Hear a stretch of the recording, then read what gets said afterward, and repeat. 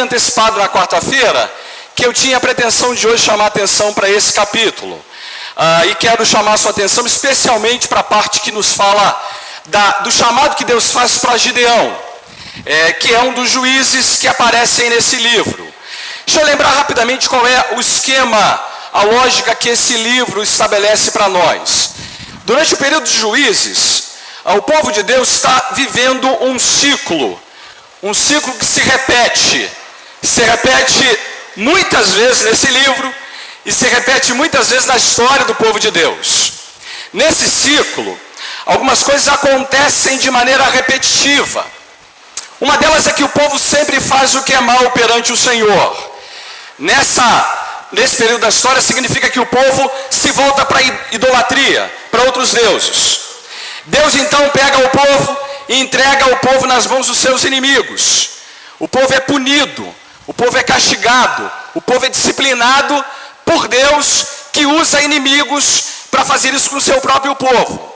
Há quem pense que Deus não pode se levantar contra o seu próprio povo, e a gente sabe que, lendo a Bíblia, isso acontece muitas vezes, especialmente no livro de Juízes. A gente gosta de usar a frase, se Deus é por nós, quem será contra nós? Ela é ótima, mas o contrário dela também é verdade. Se Deus é contra nós, quem vai ser por nós, né? No livro de Juízes, Deus fica contra o seu povo, porque esse povo havia feito o que era mal perante o Senhor, e o ciclo leva à disciplina. Durante o período da disciplina, o povo sofre muito, mas sofre demais. Às vezes esse sofrimento dura décadas, duram anos. Depois desse período de sofrimento, o povo cai na real, busca arrependimento e clama ao Senhor. Essa é a terceira parte do ciclo.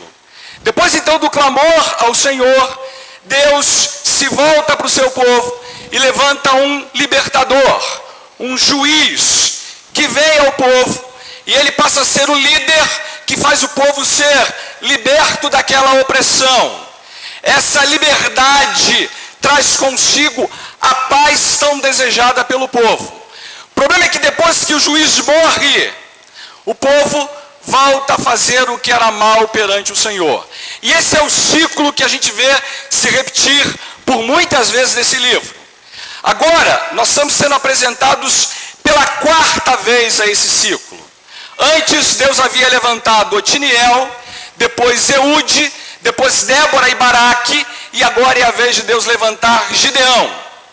Mas nessa etapa do ciclo, alguns detalhes que são muito curiosos sobre o chamado de Gideão podem ser muito apropriados para o dia de hoje, para a nossa vida no momento, e para aquilo que Deus tem para tratar com cada um de nós nessa noite.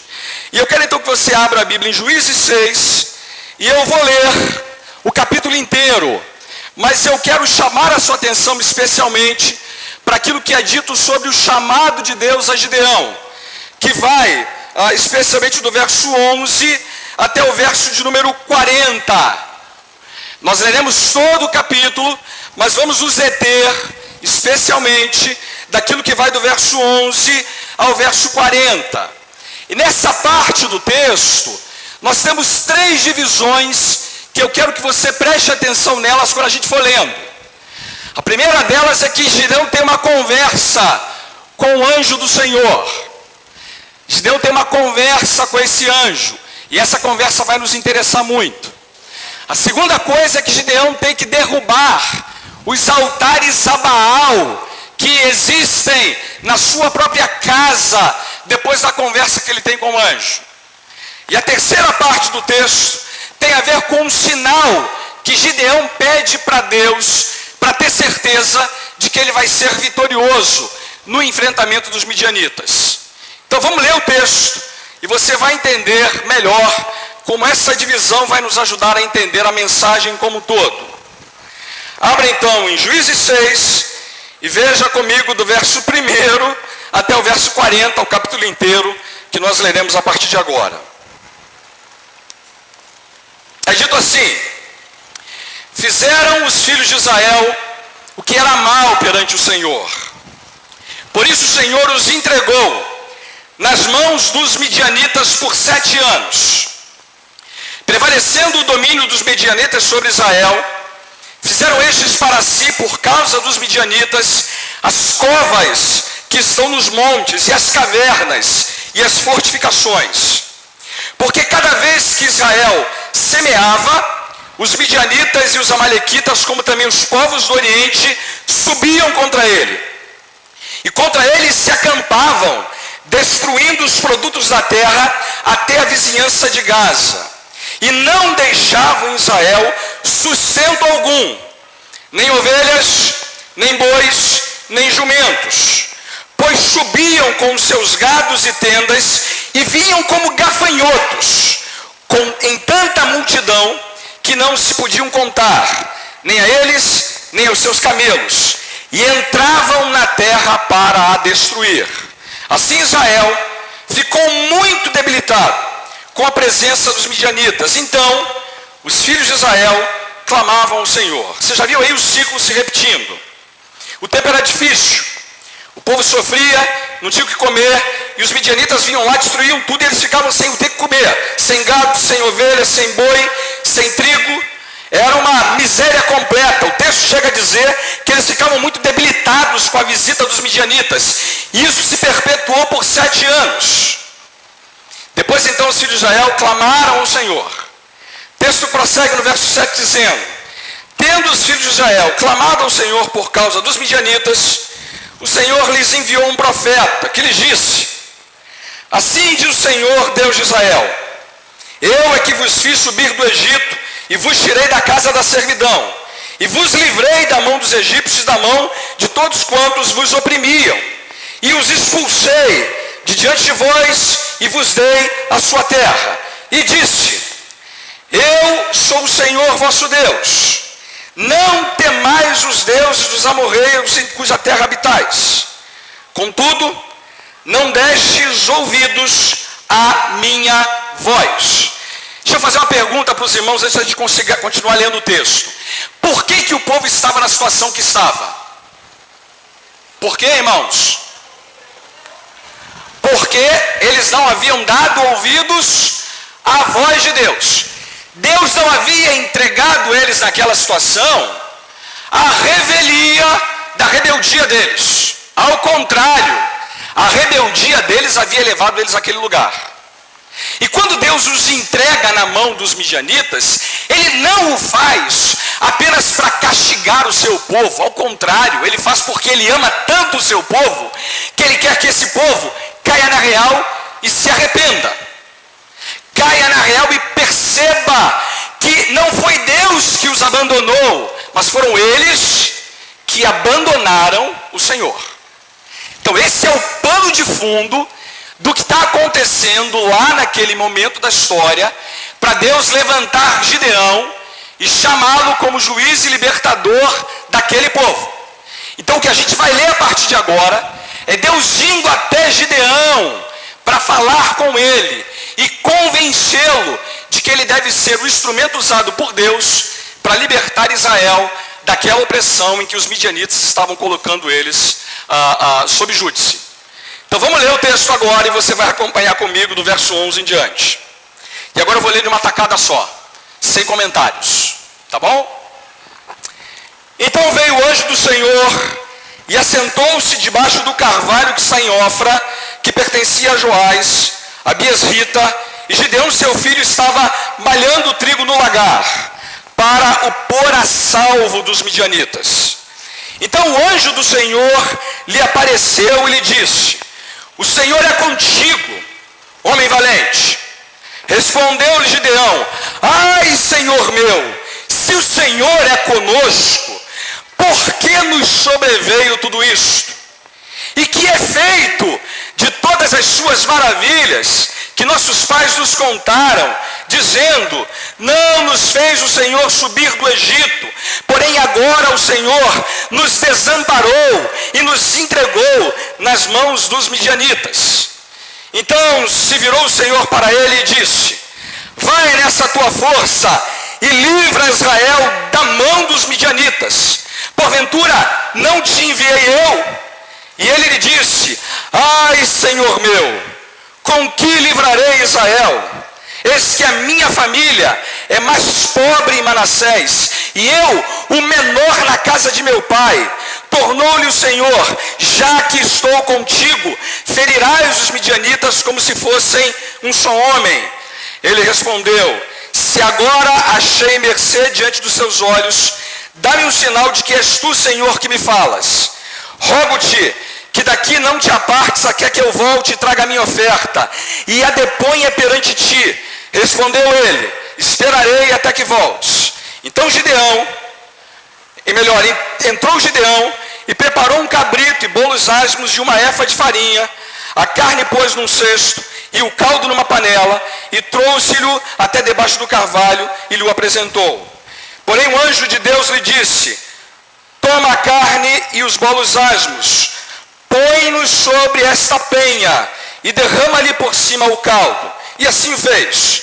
Estendeu o anjo do Senhor a ponta do cajado que trazia na mão, e tocou a carne e os bolos asmos. Então subiu o fogo da penha e o consumiu a carne e os bolos. E o anjo do Senhor desapareceu de sua presença. Viu Gideão que era o anjo do Senhor e disse: ai de mim, Senhor Deus, pois vi o anjo do Senhor face a face. Porém o Senhor lhe disse: Pai seja contigo, não temas, não morrerás. Então Gideão edificou ali um altar ao Senhor, e lhe chamou de O Senhor é a Paz. E ainda hoje está o altar em Ofra, que pertence aos abiesritas. Naquela mesma noite, lhe disse o Senhor: toma um boi que pertence a teu pai, a saber, o segundo boi de 7 anos, e derriba o altar de Baal que é de teu pai. E corta o poste ídolo que está junto ao altar. Edifica ao Senhor teu Deus um altar no cimo deste baluarte, em camadas de pedra. E toma o segundo boi, e o oferecerás em holocausto com a lenha do poste ídolo que vieres a cortar. Então Gideão tomou 10 homens dentre os seus servos, e fez como o Senhor lhe dissera. Temendo ele, porém, a casa de seu pai e os homens daquela cidade, não o fez de dia, mas de noite. Levantando-se, pois, de madrugada, os homens daquela cidade, eis que estava o altar de Baal derribado, e o poste ídolo que estava junto dele cortado, e o referido segundo boi fora oferecido no altar edificado. E uns aos outros diziam: quem fez isto? E perguntando e inquirindo disseram: Gideão, o filho de Joás, fez esta coisa. Então os homens daquela cidade disseram a Joás: leva para fora o teu filho, para que morra, pois derribou o altar de Baal e cortou o poste ídolo que estava junto dele. Porém Joás disse a todos que se puseram contra ele: contendereis por vós Baal, livrá-lo-eis vós. Qualquer que por ele contender, ainda esta manhã será morto. Se é Deus, que por si mesmo contenda, pois derribaram o seu altar. Naquele dia, Gideão passou a ser chamado Jerubaal, porque foi dito: Baal contenda contra ele, pois ele derrubou o seu altar. E todos os midianitas e amalequitas e povos do Oriente se juntaram e passaram e se acamparam no vale de Jezreel. Então o Espírito do Senhor revestiu a Gideão, o qual tocou a rebate, e os abserritas se juntaram após ele. Enviou um mensageiro a toda a tribo de Manassés, que também foi convocada para o seguir. Enviou ainda mensageiros a Aser e a Zebulon, e saíram.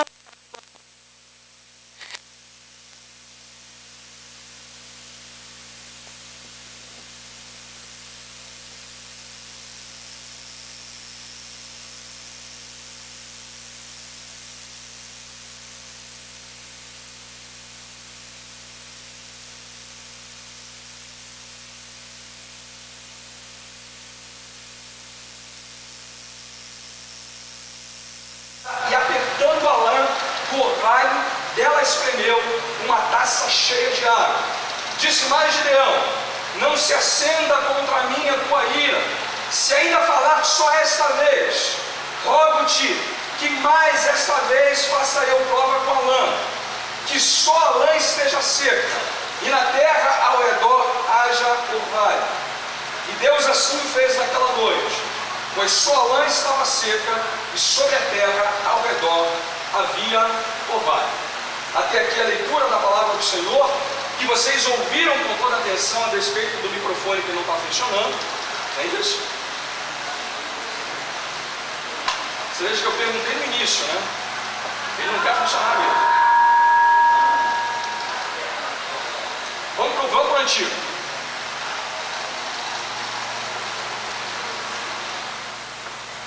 Vamos pro antigo. Seja por isso. Não é o microfone que vai deixar a gente sem sermão, irmãos.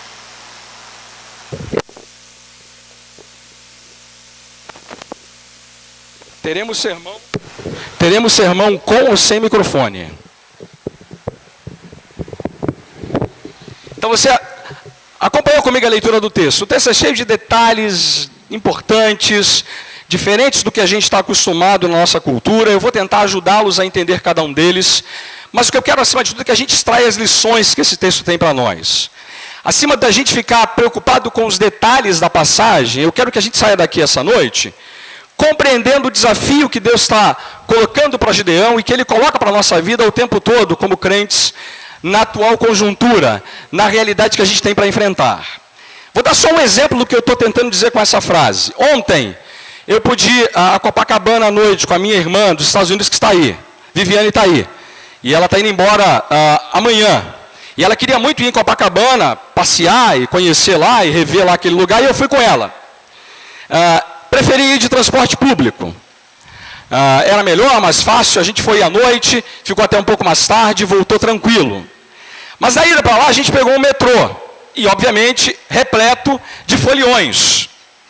Sem querer entrar nos detalhes da avaliação crítica que podemos fazer do comportamento das pessoas nesse período de carnaval, chamou muita nossa atenção o fato de que um casal, a palavra está errada, não é casal coisa nenhuma, 2 homens estavam no vagão do metrô, fazendo para quem quisesse ver uma cena que era no mínimo grotesca. 2 jovens se beijavam na boca com toda a vontade do mundo. E eu sei, como você sabe tão bem quanto eu, que em períodos assim parece que o pecado, nas suas formas mais gritantes, se mostra de maneira muito, muito presente na vida da sociedade que nós estamos inseridos. O Lincoln botou uma mensagem lá para os homens, dizendo que é em tempos assim que a gente vê o nível de destemor a Deus aparecendo na sua forma mais escandalosa. Eu não quero aqui, amados, ficar fazendo uma avaliação do que a gente já sabe sobre esses fatos. A pergunta que eu estou me fazendo hoje é a seguinte: como é que nós, enquanto crentes do Senhor Jesus, estamos reagindo aos desafios que o nosso tempo coloca para a nossa fé? Como é que a gente tem lidado com esse período em que está sendo dificílimo para a igreja? Dificílimo para a igreja ter a sua voz sendo ouvida pelo mundo. Como é que nós estamos entendendo as circunstâncias difíceis que nós enfrentamos como povo de Deus? Veja, o paralelo é muito bom. Porque o paralelo lá naquele tempo de Gideão era esse. Havia um período dificílimo para o povo de Deus. Havia um inimigo que entrava na casa dos israelitas e pegava deles o alimento, o sustento que eles tinham que usar para sobreviver. Isso durou 7 anos. E por 7 anos, eles lamentavam, choravam, reclamavam, murmuravam de tudo que estava acontecendo com eles. Aí Deus vai e providencia uma maneira de libertar o povo dele naquele período. E vai até Gideão. O texto começa dizendo para a gente que Gideão, inclusive, estava malhando trigo. Versículo 11, ele está malhando trigo, debaixo lá do carvalho de Ofrá, e ele está fazendo isso para tentar salvar alguma coisa para o alimento dele e da família dele. Algumas pessoas veem aqui uma espécie de atitude corajosa. Eu diria que é o contrário, ele está se escondendo dos midianitas. E se eles não fizessem assim, passariam fome. Era a única maneira que ele tinha de manter algum alimento para si. Era malhando o trigo de noite, de madrugada, para manter alguma coisa salvo dos midianitas. E aí o anjo de Deus aparece para ele e trava com ele uma conversa. Primeira coisa que eu quero que você aprenda dessa conversa que hoje Deus tem com Gideão, é que a gente tem que lembrar, nesse tempo que a gente está vivendo, como Gideão precisou aprender naquele momento, que o Senhor está sempre a favor do seu povo. Amados, Deus está sempre a favor do seu povo. Mesmo que pareça o contrário, não há a menor possibilidade dos momentos mais difíceis que a gente enfrenta como igreja, como crentes, Deus não está trabalhando a nosso favor. Nós sabemos que todas as coisas cooperam para o nosso bem, embora nem sempre sejamos capazes de enxergar isso. E o fato de a gente não enxergar não nos dá o direito de pensar que o contrário esteja acontecendo. Sabe, tem um comercial de um desodorante chamado Rexona. Diz assim: Rexona nunca te... Mentira, abandona assim. Dá uma corrida com Rexona, transpira bastante, que você vai ver que ele vai te abandonar. E vai aparecer no seu corpo um fedor, uma fedentina que não é Rexona. Rexona abandona. Sabe quem é o único que não abandona nunca, gente? O nosso Deus. Por que eu estou lembrando isso? Porque Gideão cometeu um erro que é muito comum da gente cometer em situações como aquela que ele estava vivendo e algumas que a gente pode viver na nossa vida. Porque veja o que é dito na sequência do texto. Quando o anjo vai até ele, diz assim para ele: então o anjo do Senhor lhe apareceu e lhe disse no verso 12: o Senhor é contigo, homem valente. Deus era com ele ou não era, irmãos? Quem acha que ela, levanta a mão. Quem acha que não era, levanta a mão. Quem não acha nada, diz agora alguma coisa. Era com ele, porque Deus estava dizendo que era com ele. Mas olha o que ele disse para o anjo na sequência.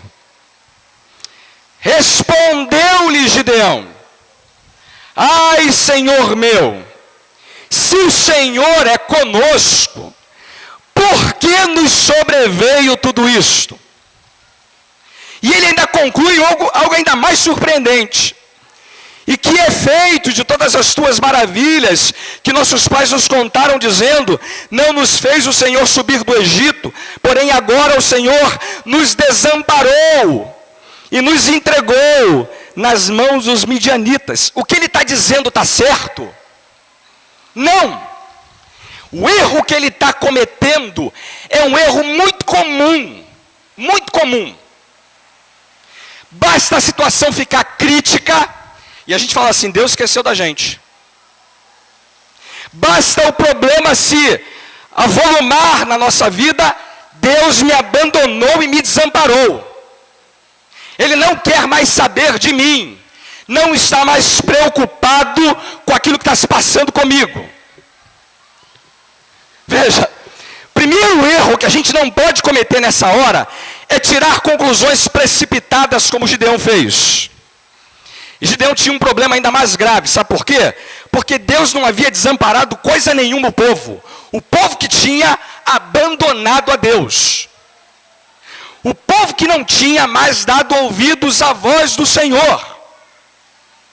E a lógica que ele está usando é uma lógica que não se estabelece à luz da Escritura. Não é porque o Senhor está conosco que a gente não possa experimentar tempos difíceis. Ao contrário disso, irmãos, os tempos difíceis são muitas vezes os tempos que Deus usa para mostrar de maneira ainda mais clara para nós que Ele sempre esteve com a gente. É ou não é verdade? É nessa hora que a gente aprende a lição que nós não aprenderíamos no tempo da fartura. É no tempo da faltura, da opressão, da dificuldade, do problema, do enfrentamento, que a gente aprende, a gente amadurece, a gente cresce, porque Deus se apropria desses tempos para o nosso bem também. Ele nunca nos abandona. Gideão está concluindo de maneira equivocada a partir das circunstâncias que ele vive, o que não é verdade sobre aquilo que Deus está fazendo pelo seu povo. Então tem uma coisa que eu quero dizer para você aqui. Tempos difíceis não são prova, nunca serão, de que Deus abandonou o seu povo. Ao contrário, Deus está sempre a favor do seu povo. E a segunda coisa que Gideão faz na sequência é não perceber que por Deus estar a favor do seu povo, a súplica que ele deveria estar fazendo para Deus, não é para Deus resolver o problema que ele enfrentava. Acima de tudo, era para ele se tornar instrumento na mão de Deus para resolver aquele problema. Quando Deus vai a Gideão, Deus não vai a Gideão para dizer assim: Gideão, eu estou vindo salvar o povo de Israel, o meu povo, e colocando você para escanteio, como se você não tivesse participação efetiva na construção dessa solução.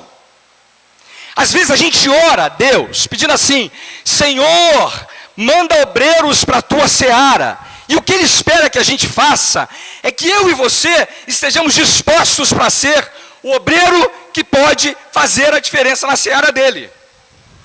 Quando a gente está enfrentando um problema, o que se espera é que a gente não reclame por uma solução que passe longe da gente, mas uma solução que inclua a mim e a você também. Porque veja como a conversa com o anjo parece não dar a entender, ou melhor, parece deixar claro que Gideão não entendeu isso no primeiro momento. Quando o anjo fala para ele assim: o Senhor é contigo, versículo 12, homem valente. Ele responde: ai, Senhor meu. É como se ele estivesse lamentando: eu não sou esse homem valente que precisa ser usado para libertar o povo. Depois quando no verso 14 é dito mais uma vez: vai nessa tua força e livre Israel das mãos dos midianitas, porventura não te enviei eu? Ele lhe disse: ai, Senhor meu, com que livrarei Israel? A minha família é mais pobre, eu sou o menor na casa de meu pai. Você ouviu essa história, irmão? É a história que a gente conta tanto para Deus, né? Ah, Senhor, livra, mas eu sou tão minúsculo, tão pequeno, tão insignificante. Eu quase não quero nem ser lembrado. Aqui a gente não sabe se Gideão está sendo, assim, singelo, né, na avaliação que ele está fazendo dele mesmo, ou se ele está realmente amedrontado com a tarefa que ele tem para receber. As duas coisas estão juntas. Mas eu quero que você perceba uma coisa: a solução que Deus tinha para resolver o problema do povo passava pela instrumentalidade de Gideão. O mundo que a gente vive não está a nosso favor, nunca esteve, nunca estará, mas Deus espera que a gente tenha a mesma percepção que Gideão não teve, de que parte da solução passa pela gente.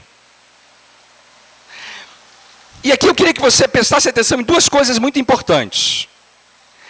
Gideão é muito honesto em reconhecer que ele é fraco para a tarefa que ele tem. Ele não é capaz de fazer nada por conta própria, com base na sua própria força. Mas ele era ou não era um homem valente? Ele era um homem valente, sim, porque Deus disse que ele era um homem valente. E ele seria valente na força que ele teria dada pelo Senhor. Então, de um lado, deve haver essa honestidade que Gideão tinha com relação a ele mesmo. Mas, por outro lado, deve haver também a coragem para ser aquilo que Deus disse que nós somos. Para ser aquilo que nós somos capazes de fazer na força que vem do Senhor. Há uma frase do apóstolo Paulo que resume bem isso: eu posso todas as coisas naquele que... Ah, irmão, ficou muito ruim esse negócio. Repete essa frase para mim, vai lá. Você não pode falar essa frase assim: eu posso... Essa frase exige que você tenha uma compreensão honesta de você, mas exige também que você tenha uma compreensão honesta do poder que há no Deus que você serve. Irmão, quando você enfrenta problemas na sua vida, enquanto cristão, enquanto alguém que crê no Senhor Jesus, aprenda a manter essas duas coisas juntas. Eu não sou capaz de fazer por mim mesmo, mas na força do Senhor e no poder dele, eu posso todas as coisas. Todas as coisas. É isso que ele está dizendo para Gideão. Gideão, você é valente, porque eu disse que você é valente. E você vai vencer todos os midianitas como se fossem um só homem, porque eu te enviei. Ah, se eu estivesse numa igreja pentecostal agora, estava todo mundo dizendo amém. Glória a Deus. Porque o povo entende esse negócio aqui, irmão. Entende a importância da gente conectar a fé a esse poder que está à nossa disposição em Deus.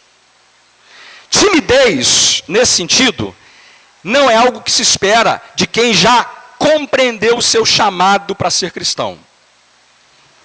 Foi o que o apóstolo Paulo disse para Timóteo, não é? Não é espírito de covardia, espírito de timidez, não, é espírito de equilíbrio, de poder, de coragem. Há uma coragem evangélica que a gente tem que restaurar hoje em dia.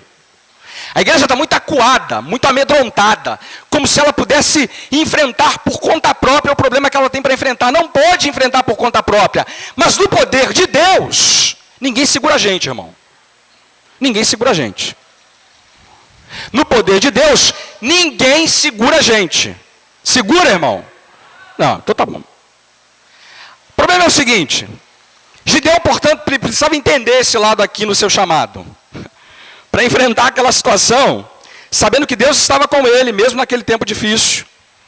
E que ele estava sendo enviado por Deus, portanto, era um homem valente, corajoso, valoroso, para fazer aquilo que Deus havia entregado para ele fazer.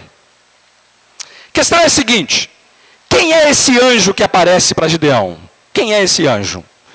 Tem uma discussão boa na literatura evangélica entre os teólogos para dizer quem é esse anjo. Eu não vou demorar nisso, porque eu acho que o meu tempo já foi, né? E eu não fui nem para o segundo ponto ainda. Esse anjo aqui é uma incógnita, é um mistério. Por quê? Vou mostrar uma coisa para você que você talvez não tenha percebido na leitura do texto. Se a gente olhar o verso 11, o verso 12, o verso 20, 21 e 22, 11, 12, 20, 21 e 22, sempre vai aparecer a expressão: então o anjo do Senhor, babá. Verso 12, então o anjo do Senhor, babá. Verso 20, então o anjo de Deus lhe disse, blá. E ainda no verso 21, estendeu o anjo do Senhor a ponta do cajado. E ainda no verso 22, viu Gideão que era o anjo do Senhor. Tá certo? Até aqui a descrição é toda em termos de uma figura angelical. Com algum detalhe aqui que você pode notar. Num primeiro momento, Gideão não percebe que era um anjo. Ao que tudo indica, era uma figura muito parecida com uma figura humana. Ele só se dá conta de que é um anjo de verdade no versículo 22. Viu Gideão que era o anjo do Senhor e disse. Até a conversa rolar, até o verso 21, ele não está convencido de que aquela figura era um anjo.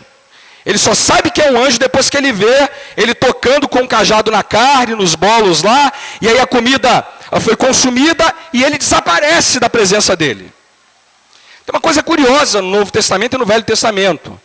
Anjos não são figuras que aparecem num primeiro momento com asa, auréola e com aquelas vestes resplandecentes, não.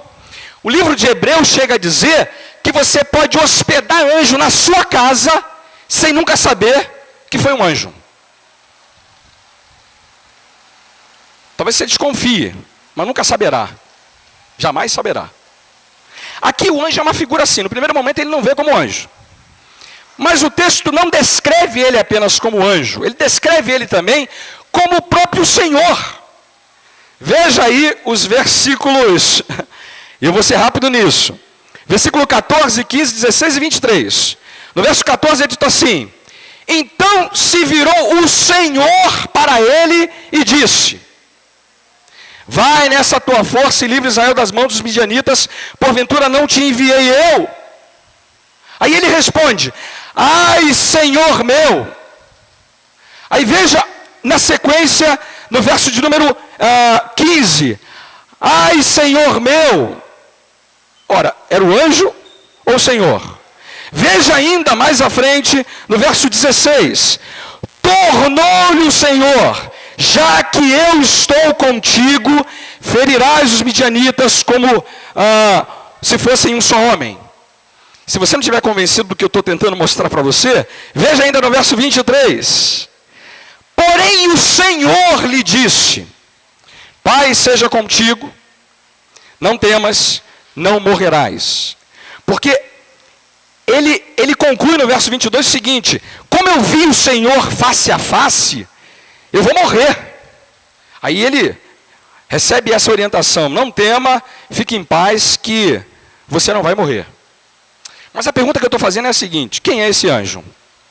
Ele é o anjo do Senhor ou ele é o próprio Senhor? Como é que a gente resolve esse problema?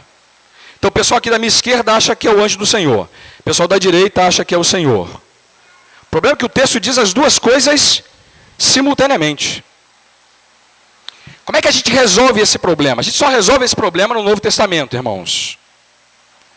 O Novo Testamento mostra para nós que, de uma certa maneira, o que a gente está vendo nessa passagem é o Senhor e o seu mensageiro sendo confundidos com a mesma pessoa. Aquele que vem em nome do Senhor, que é o anjo do Senhor, o mensageiro do Senhor, é o próprio Senhor. Olha, onde é que a gente resolve esse problema de maneira definitiva e completa? Na pessoa, na obra do nosso bendito Senhor e Salvador, Jesus Cristo. Ele é o que vem em nome do Senhor, mas ele também é o próprio Senhor. Aqui nós temos uma imagem que aponta na direção de ninguém menos do que o próprio Senhor Jesus Cristo. Há quem entenda, e eu sou um desses que entende assim, que o que a gente tem aqui é uma imagem pré-encarnada do próprio Cristo, que vai até Gideão, para anunciar a ele, em nome do Senhor, sendo o próprio Senhor, a mensagem que ele tem para receber. Isso aqui aponta para uma coisa que a gente tem que entender ainda melhor do que Gideão talvez não tenha entendido naquele momento. É que em Cristo, Deus, de uma vez por todas, manifesta que estará sempre conosco, e não há a menor chance dele não trabalhar a nosso favor, porque o que ele veio trazer para nós foi a paz da reconciliação com Deus, a paz da reconciliação com os homens, a paz que excede todo o entendimento. Veja que Gideão, depois de ter percebido que era o anjo de Deus e o próprio Senhor que havia estado com ele, faz um altar e chama esse altar de o Senhor é a minha paz. Portanto, para resolver essa questão, lembremos que como Gideão, nós já temos a garantia de que Cristo é a nossa paz. Que aquele que não poupou o seu próprio filho, antes por todos nós o entregou, nos dará com ele, graciosamente, tudo o que a gente precisar. Gideão estava muito inquieto com o fato de que a presença daquele anjo pudesse ser uma ameaça de morte para ele. Nós não temos mais esse medo, porque já sabemos que a morte foi vencida pelo Senhor Jesus Cristo, e nele temos paz com Deus. Paz com Deus. Então a primeira lição é essa, irmãos. Essa passagem mostra para nós, de maneira muito direta e clara, que o Senhor está sempre a favor do seu povo. A segunda lição é, a vitória do povo de Deus, depende em grande medida com o lugar que Deus ocupa na vida do seu povo. A vitória do povo de Deus depende em grande medida no lugar em que Deus ocupa na vida do seu povo. Porque veja, o que acontece na sequência depois de Gideão ter tido esse encontro com o anjo do Senhor e o próprio Senhor, é que ele recebe algumas ordens, ou melhor, recebem algumas orientações muito claras do que ele deve fazer na casa dele, na vida dele, para resolver o problema que ele tem para enfrentar com os midianitas. Traduzindo, o problema da igreja, o problema nosso como cristãos, não é um problema de lá de fora. Não é, irmãos. É um problema que a gente tem dentro da gente. Nossos maiores inimigos não são aqueles que estão lá fora. Diria até mais, não é o diabo com os seus anjos.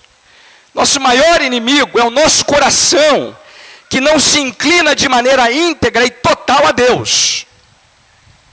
Nosso maior problema é que a gente continua agasalhando na vida, na casa, no lar, na família, nas relações, promiscuidade espiritual. Veja que Gideão, depois de ter sido chamado para a tarefa que ele havia recebido, ele também recebe duas ordens muito claras na sequência. Ele tem que ir lá, versículo 25.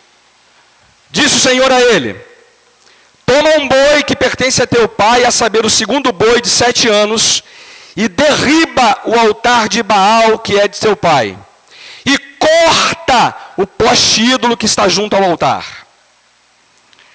Edifica ao Senhor teu Deus um altar no cimo deste baluarte, em camadas de pedra, e toma o segundo boi, e o oferecerás em holocausto com a lenha do poste ídolo que vieres a cortar. Então Gideão tomou 10 homens dentre os seus servos e fez como o Senhor lhe dissera. Temendo ele, porém, a casa de seu pai e os homens daquela cidade, não o fez de dia, mas de noite. Eu não vou entrar nesse mérito aqui do temor que ele teve de fazer de noite. Parece que ele gostava de fazer tudo de madrugada, né? O fato é o seguinte, está muito claro para você o que ele tinha que fazer. O que ele tinha que fazer? Ir na casa do pai dele. E o pai dele não era do povo de Deus? Era, irmão. Mas o pai dele tinha um altar dedicado a Baal. E Gideão tinha que ir lá, corajosamente, pegar um boi específico, não vou entrar nesse detalhe aqui, que é do teu pai, é um boi que pertence a ele. Tu vai derrubar esse altar com o boi do teu pai, vai cortar o poste ídolo, que era uma espécie de poste mesmo, grande, que se fazia para adoração a esse deus Baal. E a madeira desse poste ídolo você vai usar para sacrificar um outro boi, que você vai oferecer em holocausto para mim, o único Deus verdadeiro e real na vida do povo. Qual era o problema aqui, irmãos? O problema aqui é que o povo havia feito uma coisa surpreendentemente enfraquecedora. Veja, não é que não havia adoração ao Deus de Israel naquele tempo. Havia adoração ao Deus de Israel. Mas o povo havia cometido o equívoco, a artimanha, a estratégia de misturar a adoração a Deus com a adoração dos deuses das nações que estavam ao redor deles. Para chegarem a um acordo de misticismo, de sincretismo religioso, eles haviam misturado a adoração a Deus com a adoração a outros deuses. E achavam de verdade que isso não produziria nenhuma fraqueza, nenhum problema, nenhuma dificuldade para a vida, para a nação, para o comportamento, para o enfrentamento do povo diante dos seus inimigos. E Deus começa resolvendo o problema da escravidão aos midianitas, dizendo assim: primeira coisa que vocês têm que fazer é tirar da vida de vocês tudo aquilo que obstrui, que impede, que dificulta, que inviabiliza que eu seja o único Deus da vida de vocês. Vai lá, pega o boi do teu pai, derruba o altar, faz um altar para mim e sofre as consequências disso. Porque o texto diz que as pessoas se levantam contra ele, descobrem que ele faz tal coisa, ele então é chamado de Jerubaal, porque Baal passa a contender contra ele, porque ele derribou o altar de Baal. A partir daquele momento, veja o que acontece na sequência, ele reúne os midianitas, amalequitas e os povos do Oriente se juntaram e passaram a se acampar no vale de Jezreel, e aí, então somente aí, o Espírito do Senhor revestiu Gideão, e ele toca em rebate, e eles se juntam contra Gideão. Qual é o meu ponto aqui? O ponto aqui é o seguinte: nós só seremos fortes em Deus se a gente aprender na vida, no enfrentamento, nas dificuldades, nos problemas, como povo de Deus, a fazer apenas do Senhor e nada mais além do Senhor, o Deus da nossa vida. Aí você pode pensar, mas pastor, a gente não vive mais num tempo como aquele. Nós não temos mais hoje Baal, Astarote, não temos mais esses deuses. Olha, irmãos, você sabe que tem uma coisa que a gente não pode deixar de perceber? É que nós vivemos numa sociedade impregnada de deuses. Impregnada de deuses. Que estão o tempo todo competindo no nosso coração por atenção em detrimento do Deus que servimos. E esses deuses sempre prometem para nós o que os deuses do tempo lá de Gideão prometiam para o povo de Israel. De que a vida vai ser fácil, de que as soluções virão, de que os problemas serão mais curtos, de que não teremos mais dificuldades e problemas. Basta você confiar em mim, e eu darei em troca a você tudo o que o teu coração e a tua alma mais almejam e desejam. Você sabe do que eu estou falando? O dinheiro pode ser assim para a gente, irmãos. O dinheiro pode ser a solução mágica para todos os problemas que a gente tem na vida. Uma carreira profissional bem sucedida pode ser para a gente algo tão sedutor que funcione para a gente como um ídolo para o nosso coração. A reputação, uma casa nova, um carro novo. Tem gente até que faz do cachorro esse negócio. Não sei como é que a gente pode fazer do cachorro um Deus, mas tem gente que faz. Do cabelo, da imagem, da beleza. Olha, eu não estou dizendo com isso que você não tem que se preocupar com essas coisas. Mas elas jamais devem ser o centro das atenções do teu coração. Gideão tinha que fazer um movimento aqui que denunciasse claramente para todo mundo naquele tempo que a vitória do povo dependia da maneira como eles tratavam, da maneira como eles colocavam no coração deles o Deus de Israel. Mas deixa eu fazer essa pergunta para você, sem muito rodeio. Que lugar Deus ocupa na tua vida e na tua alma, irmão? Mas pastor, aqui só tem cristãos. Eu sei disso, amado, mas olha, isso não garante automaticamente que a gente não está cometendo o mesmo erro. Isso não garante automaticamente que Deus é prioridade zero, máxima para nós. E não se engane, você não tem nada a perder quando faz esse movimento. Por mais que você seja visto por aqueles que estão à sua volta como alguém que contenda, que cria problemas, e às vezes isso vai acontecer, né? Quando a gente começa a querer fazer de Deus a nossa prioridade zero, máxima, às vezes a gente é mal entendido, mal interpretado. Gideão também tinha que estar disposto a fazer isso. Mas veja, a vitória dependia em grande medida disso. O que eles estavam fazendo com Deus na vida deles, era que definia a maneira como eles estavam sendo tratados na época em que eles viviam. Deus estava tentando só mostrar para eles que ele jamais deveria ter saído do centro da vida do seu povo. E essa é a pergunta que a gente tem que se fazer, amado.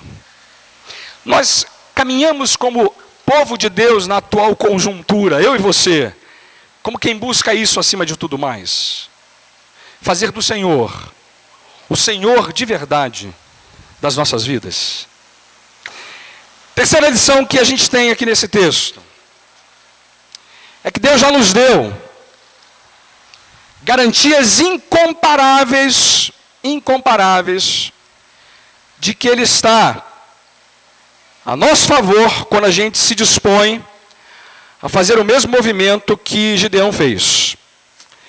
Porque depois no verso 36, e eu termino com isso, Gideão volta e fala para o Senhor mais uma vez o seguinte: disse Gideão a Deus: se has de livrar a Israel por meu intermédio, como disseste, eis que eu porei uma porção de lã na eira.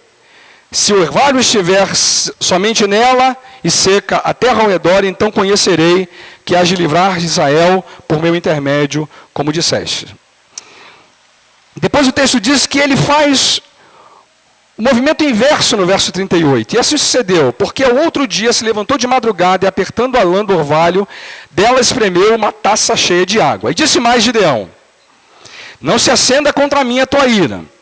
Se ainda falar só esta vez, rogo-te que mais esta vez faça eu prova com a lã. Que só a lã esteja seca, e ao redor, a terra, haja orvalho. E o verso 40 diz: e Deus assim o fez naquela noite, pois só a lã estava seca, e sobre a terra, ao redor, havia orvalho. O que Gideão está fazendo aqui? Primeiro tem o grupo que diz assim: Gideão não devia ter feito isso. Está errado. Gideão cometeu um equívoco aqui. O problema é que Deus responde Gideão duas vezes. Se Deus achasse que não estava certo o que Gideão estava pedindo, qual seria a resposta de Deus para Gideão? Não. Não tem que provar nada para você. Não tem que te mostrar nada. Mas Deus responde. E não responde uma vez só, não, responde duas. Eu vou até cometer aqui um exagero. Aí se ele pedisse uma terceira, Deus faria a terceira. Tem o pessoal aqui que ia pedir 7 vezes. Esse nome do número 7, emblemático, não é isso? Não, eu prefiro 12, pastor, eu quero 12. Não sei, acho que de 12 para cima, Deus ia começar a perder a paciência com você. Então, veja, Deus não está incomodado com o que Gideão está pedindo. Então não é essa a interpretação adequada do texto. A segunda interpretação é a seguinte: então a gente pode imitar Gideão? Pode imitar? Estamos autorizados, então, a partir dessa noite, fazer a campanha da lã molhada.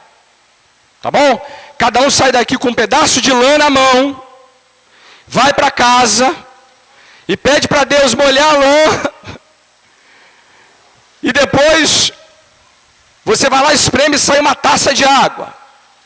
Aí no dia seguinte você fala: Senhor, agora faz o inverso. Molha ao redor, mas não molha a lã. Será que é isso que a gente está sendo ensinado a aprender aqui?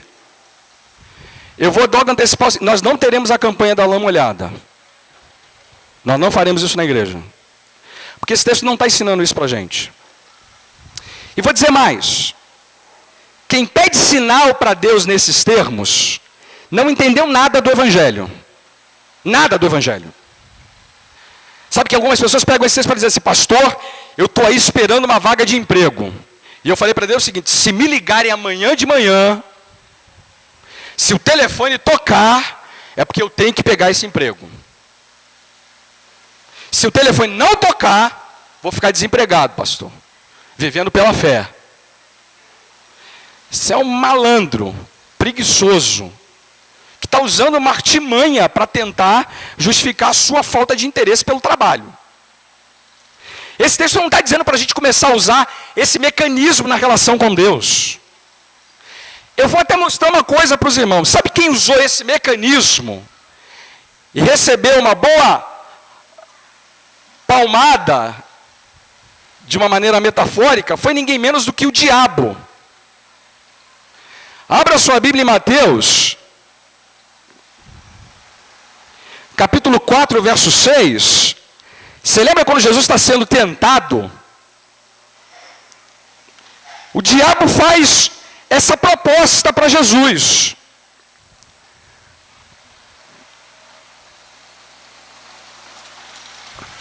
Mateus capítulo 4, versos 6 e 7. E o diabo disse: se és filho de Deus, atira-te abaixo, porque está escrito: aos seus anjos ordenará a teu respeito que te guardem, e eles te susterão nas tuas mãos, para não tropeçares em alguma pedra. O diabo é tão astuto que usou a Bíblia, Salmo 91, contra Jesus. E parecia muito óbvia essa interpretação dele. Olha, se joga daqui, me dá um sinal de que tu és o Filho de Deus, porque está escrito, inclusive, que se você se jogar, os anjos virão, te guardarão, te sustentarão, você não vai tropeçar em pedra. Tem gente por aí há um monte dizendo isso. Mas olha o que Jesus diz na sequência para ele. Respondeu-lhe Jesus: também está escrito: não tentarás o Senhor teu Deus.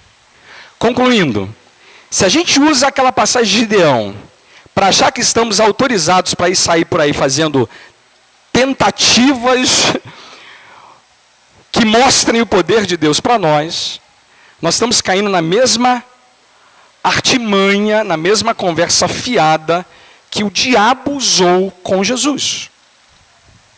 Aquele texto não está nos ensinando que tenhamos a autorização divina, bíblica, para ficar fazendo esse tipo de busca, de pedido para Deus em oração.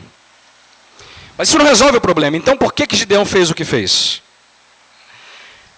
Temos que entender duas coisas aqui para a gente poder desembaraçar essa questão. Primeira, Gideão vive num tempo muito diferente do nosso. Muito diferente do nosso. Gideão não tem nem um terço da revelação, do conhecimento, das possibilidades que nós temos já à nossa disposição para nos garantir o que ele precisava ter de garantia naquele momento. Primeira coisa é, nós não vivemos o mesmo tempo de Gideão. Gideão vive um tempo na história em que Deus ainda não havia se revelado de maneira plena, completa, definitiva, como ele já o fez, através da sua palavra, e especialmente através do Senhor Jesus Cristo. Isso aqui torna o momento em que Gideão está fazendo o pedido muito diferente do nosso. Gideão não tem a pregação, não tem a Bíblia Sagrada, não tem a comunhão dos santos, não tem o memorial da ceia do Senhor, e acima de tudo ele não tem a revelação final que nos é dada em Jesus. Abra sua Bíblia em Hebreus capítulo 1. E olha como é que o autor de Hebreus mostra para nós a diferença entre as épocas de Gideão e a nossa. Hebreus capítulo 1.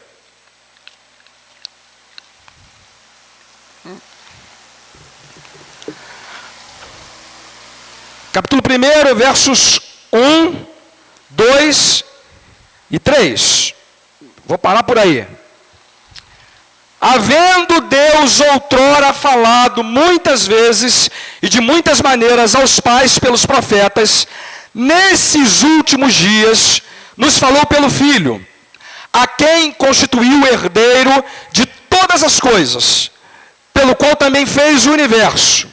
Ele que é o resplendor da glória e a expressão exata do seu ser, sustentando todas as coisas pela palavra do seu poder, depois de ter feito a purificação dos pecados, assentou-se à direita da majestade nas alturas.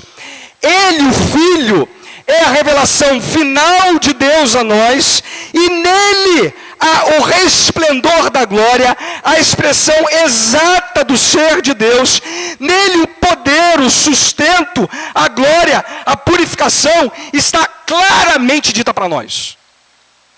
Gideão não tinha nada disso. Então a primeira coisa que a gente não está no tempo de Gideão.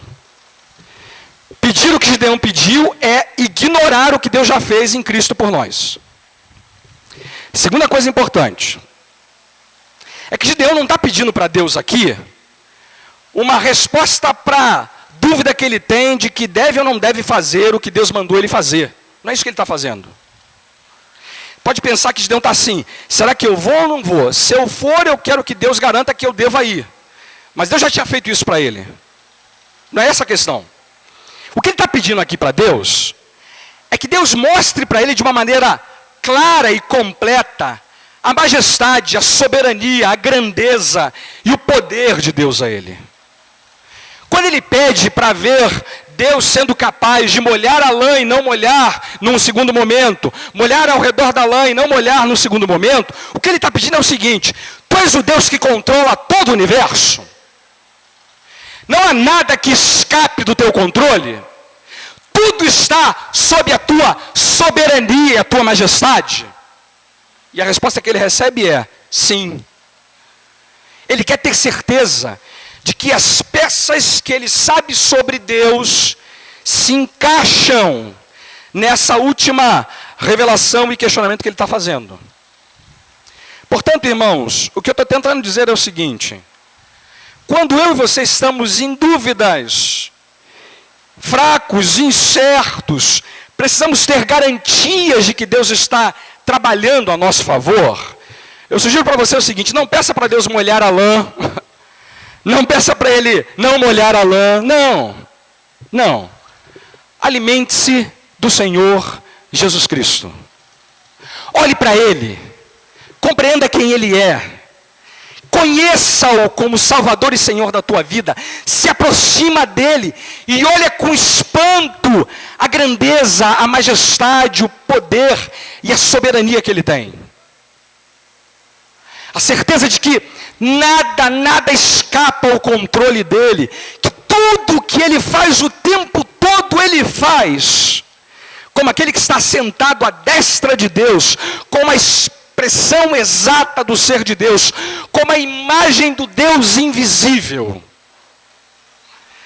E eu sei que às vezes a gente está assim, irmãos, precisando ter essa percepção clara de quem é o nosso Senhor.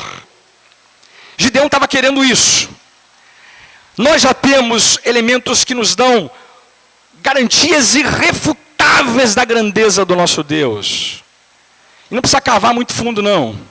Isso está claramente apresentado para nós na Escritura. Eu sei que às vezes o que a gente sente é um pouco aquilo que aconteceu com o pai do jovem lunático. Quando Jesus fala para ele que vai curar o filho dele, e pergunta na sequência: tu crês que eu sou capaz de fazer o impossível? Tu crês que eu sou capaz de libertar o teu filho com apenas uma palavra, com apenas um gesto meu? Aí o homem muito honestamente fala assim: eu creio, Senhor, mas ajuda-me na minha incredulidade. É bonito isso, né? Porque ele fala assim: eu creio, mas Senhor, de vez em quando eu duvido tanto, ajuda-me na minha incredulidade. Deixa eu dizer uma coisa para você: Deus sempre vai te ajudar na tua incredulidade. Sempre.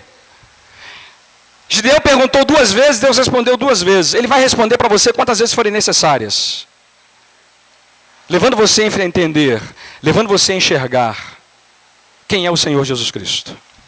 Nele, todas as nossas perguntas encontram resposta. Todas as nossas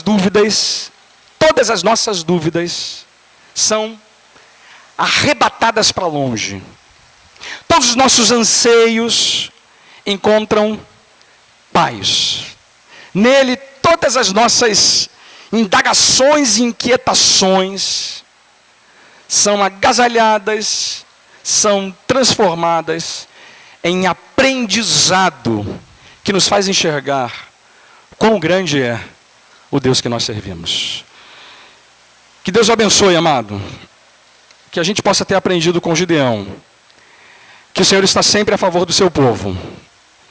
Que a nossa vitória está sempre relacionada com o lugar que Deus ocupa em nossa vida. E que Deus já nos deu garantias incomparáveis de que Ele está sempre a nosso favor. Feche seus olhos. Vamos falar com o Senhor. Pai, eu não sei de que maneira cada um de nós foi contemplado com a pregação da Tua palavra nessa noite. Não conheço os problemas, as indagações, as circunstâncias, os questionamentos que cada um de nós que está aqui essa noite está enfrentando em sua vida. Mas eu sei que todas as coisas cooperam para o bem daqueles que te amam. De que a tua palavra é viva e eficaz. Ela é mais cortante do que qualquer espada de 2 gumes.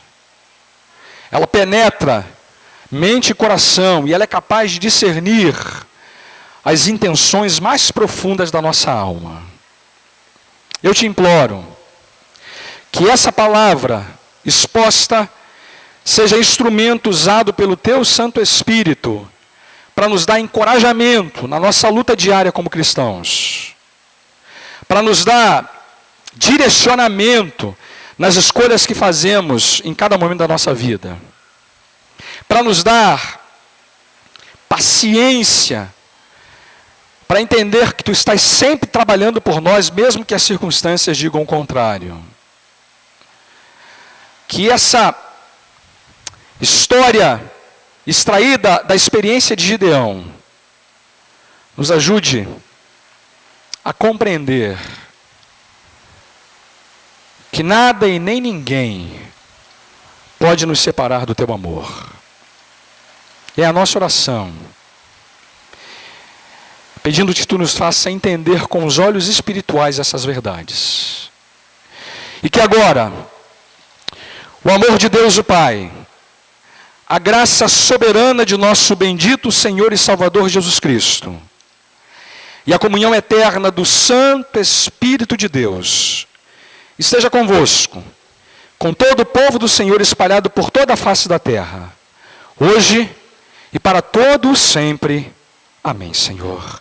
Amado, fica de pé, desejo boa noite ao seu irmão, um excelente retorno para o seu lar, uma excelente semana.